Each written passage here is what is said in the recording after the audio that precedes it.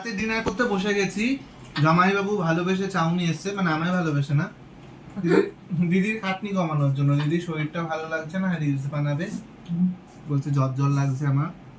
তো এই কারণে বললো তাহলে তোমাকে রান্না করতে হবে না, আজকে চাউ নিয়ে এসছি, সবাই মিলে চাউ খাবো। তো যাই হোক, দিদির সৌভাগ্যে আমাদেরও চাউ খাওয়া হচ্ছে। চাউটা সত্যি খুব ভালো হয়েছে।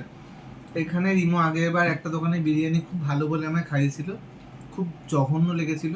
তো দিদি বলছিল যে বিরিয়ানি খাবি না, বললাম না বিরিয়ানি খাবো না, আমি চাউ খাবো। আর বলবে জ্বর জ্বর লাগছে, শরীর ভালো লাগছে না, সাজতে তো আবার কিছু করার নেই, এটা প্রফেশন। কাজের জায়গাটা যেমন আমাদের শরীর খারাপ লাগলেও যেতে হয়, তো সেরকমই এটা প্রফেশনের জন্য, রিলস বানানোর জন্য সাজতে হয় কখনো কখনো। এমন নয় যে না সেজে ভিডিও হয় না।